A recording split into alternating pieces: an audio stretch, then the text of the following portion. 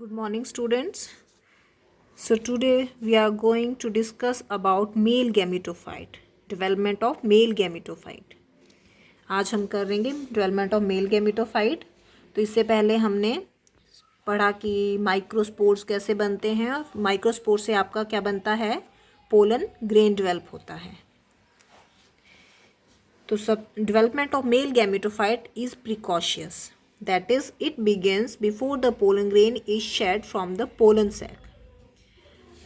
जो डेवलपमेंट है male gametophyte की, ये आपकी प्रिकॉशियस होती है। प्रिकॉशियस मतलब कि ये आपकी स्टार्ट हो जाती है कब, जब आपका पोलन ग्रेन अभी पोलन सैक में ही होता है। कुछ स्टेजेस जो हैं डेवलपमेंट की गैमेटोफाइट की, वो आपके पोलन सैक में जब रहता है पोलन ग्रेन तभी स्टार्ट हो जाती हैं। लेकिन पूरी डेवलपमेंट कंप्लीट कब होती है, जब आपका पोलन ग्रेन स्टिग्मा पर पहुंच जाता है, यानी कि फीमेल पार्ट पर पहुंच जाता है। तो इसको हम डेवलपमेंट ऑफ मेल गैमेटोफाइट को हम 2 स्टेजेस में स्टडी करते हैं। एक करते हैं हम प्री पॉलिनेशन डेवलपमेंट और एक होता है आपका पोस्ट पॉलिनेशन डेवलपमेंट। अब पॉलिनेशन, आपको पता है कि पॉलिनेशन क्या है। पॉलिनेशन होता है आपका transfer of pollen grains from anther to the stigma. ठीक है, अल्टीमेटली जो है पोलन ग्रेन्स को कहाँ जाना है, स्टिग्मा पर जाना है, फीमेल पार्ट पर जाना है। ठीक है, तो वो उस प्रोसेस को हम पॉलिनेशन बोलते हैं। तो पॉलिनेशन से जो पहले होंगी इवेंट्स, उसको हम प्री पॉलिनेशन डेवलपमेंट बोलेंगे, और जो बाद में होती है यानी कि स्टिग्मा पर पहुंचने के बाद जो डेवलपमेंट होती है उसको हम पोस्ट पॉलिनेशन बोलते हैं। तो फर्स्ट आता है हमारा प्री पॉलिनेशन डेवलपमेंट। अब आप देखेंगे कि जो आपका पोलन ग्रेन न्यूली फॉर्म्ड जो आपका पोलन ग्रेन होता है वो कैसा होता है। इस तरह से हमने स्ट्रक्चर किया है पोलन ग्रेन का कि उसकी 2 लेयर्स एक्साइन इंटाइन्स होती है और स्फेरिकल है, और उसमें सेंटर में न्यूक्लियस होता है। ठीक है, जैसे जैसे आपका पोलन ग्रेन मैच्योर करता है या ग्रो करेगा फर्दर, उसमें क्या होगा, उसमें साइटोप्लाज्म में वैक्यूल बनना स्टार्ट हो जाता है। और ये वैक्यूल क्या करते हैं, न्यूक्लियस को पुश करते हैं, मतलब उसे धकेल देते हैं। पहले आपका न्यूक्लियस सेंटर में था, अब वो न्यूक्लियस आपका साइड पे पेरिफेरी पे आ गया है। ठीक है, फिर धीरे धीरे क्या होता है, आपका जो प्रोटोप्लाज्म है, प्रोटोप्लास्ट वो भी क्या करेगा, डिवाइड करेगा और डिवाइड करके आपका अनइक्वल साइज के 2 सेल बनाता है। न्यूक्लियस भी डिवाइड कर रहा है आपका, प्रोटोप्लास्ट भी डिवाइड कर रहा है, और आपके 2 अनइक्वल साइज के सेल बनेंगे। जो बड़ा सेल होता है बड़ा साइज का, उसको हम क्या बोलते हैं, वेजिटेटिव सेल, और जो स्मॉल साइज का सेल होता है उसको हम क्या बोलते हैं, जनरेटिव सेल। वेजिटेटिव सेल में देख सकते हैं यहाँ पे एक इरेगुलर सा न्यूक्लियस भी रहता है, साइटोप्लाज्म भी रहता है, इसमें काफ़ी सारा रिजर्व मटेरियल भी होता है। और आपका जो जनरेटिव सेल होता है वो स्मॉल साइज़ का होता है, और वो क्या है, आपकी पोलन ग्रेन की वॉल के साथ अटैच रहता है, जुड़ा है ये। ठीक है, यहाँ पर ये जुड़ा होता है, और इसके बीच में क्या होती है, कैलोस फॉर्मेशन होती है। जो बाद में क्या होता है, वो कैलोस फॉर्मेशन यहाँ से ख़त्म हो जाती है, डिज़ोल्व हो जाती है, और आपका जो जनरेटिव सेल है वो भी फिर यहीं साइटोप्लाज्म में ही आ जाता है, वेजिटेटिव सेल में ही आ जाता है। ठीक है, तो ये आपका क्लियर हुआ कि आपका जो यहाँ पे प्रोटोप्लास्ट डिवाइड करेगा और 2 अनइक्वल साइज के सेल बनाता है, वेजिटेटिव सेल लार्ज साइज और small generative cell. Vegetative cell is also called tube cell भी इसको हम कहते हैं। वेजिटेटिव सेल आपका फर्दर जो है वो पोलन ट्यूब बनाएगा, और जनरेटिव सेल जो है वो आपके क्या बनाते हैं, वो आपके 2 मेल गैमेट्स बनाते हैं। ये आपने ध्यान रखना है कि वेजिटेटिव सेल से आपकी पोलन ट्यूब बनेगी और जनरेटिव सेल से आपका 2 मेल गैमेट्स बनते हैं। ये पूरा इवेंट जो है आपका कब होगा, ये आपका प्री पॉलिनेशन में, अभी पॉलिनेशन नहीं हुई है, पॉलिनेशन से पहले होगा। तो इसको हम किस में करेंगे, प्री पॉलिनेशन डेवलपमेंट। तो यही सब आपका यहाँ पर लिखा है कि प्री पॉलिनेशन डेवलपमेंट में क्या है कि जैसे आपका in the newly differentiated pollen grain nucleus is centre and the cytoplasm dense, cytoplasm is surrounded by plasma membrane, it lies in the contact with the wall, pollen grain grow in size, cytoplasm begins to become vacuolated, vacuole उसमें बनेगा और वो क्या करेगा, push करेगा आपके nucleus को to the periphery, और फिर आपका प्रोटोप्लास्ट अंडरगो माइटोसिस, उसमें क्या होती है, माइटोसिस होती है, और माइटोसिस की वजह से आपका प्रोटोप्लास्ट क्या बनाता है, 2 अनइक्वल साइज के 2 सेल बनाता है, लार्ज सेल जो है ट्यूब सेल और vegetative cell, small generative cell कहते हैं। और ट्यूब सेल या वेजिटेटिव सेल में आपका वैक्यूल होता है, रिजर्व फूड मटेरियल होता है, न्यूक्लियस होता है, और इरेगुलर शेप लार्ज एक न्यूक्लियस होता है।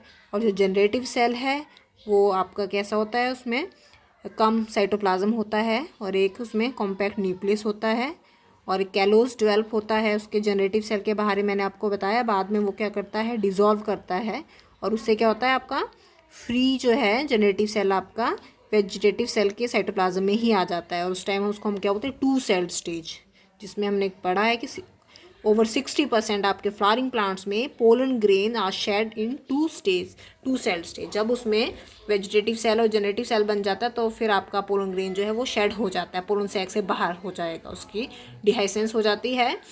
और 40% ऐसे होते हैं केसेस जहाँ पर क्या होता है आपका कि जनरेटिव सेल डिवाइड होकर क्या बना देता है, आपका 2 मेल गैमेट बना देता है, उसको हम क्या बोलते हैं, 3 सेल स्टेज। वो 40% प्लांट्स में ऐसा रहता है। तो आपका ये प्री पॉलिनेशन डेवलपमेंट थी। और पोस्ट पॉलिनेशन में अब क्या होगा कि जो फर्दर डेवलपमेंट है पोलन ग्रेन्स की वो स्टिग्मा के ऊपर होती है, फीमेल रिप्रोडक्टिव पार्ट के ऊपर होती है। In case of compatible pollens the tube cell absorb water. जब भी आपका पोलन ग्रेन स्टिग्मा पर जाएगा, कंपेटिबल मतलब जो भी उसको सूट करता है उस स्टिग्मा पर जाएगा, वहाँ पर जाकर वो क्या एब्जॉर्ब करेगा, वाटर और न्यूट्रिएंट्स को एब्जॉर्ब करता है। कहाँ से, थ्रू जर्म पोर। ये आपको ध्यान रहेगा कि जर्म पोर एक ऐसा एरिया होता है जहाँ पर आपकी स्पोरोपोलिन या एग्जाइम जो है वो एब्सेंट रहती है यहाँ पर। तो ये क्या होता है आपका जर्म पोर से वो क्या करेगा, नरिशमेंट लेगा स्टिग्मा से और इस तरह से क्या करेगा वो, it swells up and comes out from one of the germ pore as a pollen tube। और उससे क्या होगा कि वो स्वेल करेगा या ग्रो करेगा और वहाँ से क्या निकलेगी, जर्म पोर से देख सकते हैं आप पोलन ट्यूब ग्रो कर रही, इस तरह से पोलन ट्यूब निकलती है।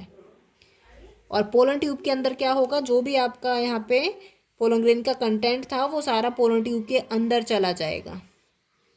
उसमें क्या आएगा आपका ट्यूब सेल भी उसी के अंदर चले जाएंगे, उसका साइटोप्लाज्म भी, और साथ ही साथ जो है आपका जनरेटिव सेल भी इसके अंदर आ जाएंगे। और ये ध्यान रखना आपने कि पोलन ट्यूब जो है it is covered by only intine. यहाँ पर सिर्फ इंटाइन होती है, इंटाइन आपकी पोलन ट्यूब बनाती है।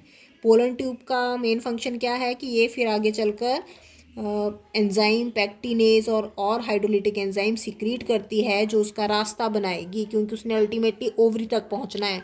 तो स्टिग्मा के बाद आपका स्टाइल होगा, तो स्टाइल के बीच में उसको क्या करेगी, वो गाइड करेगी, उसका रास्ता बनाएगी।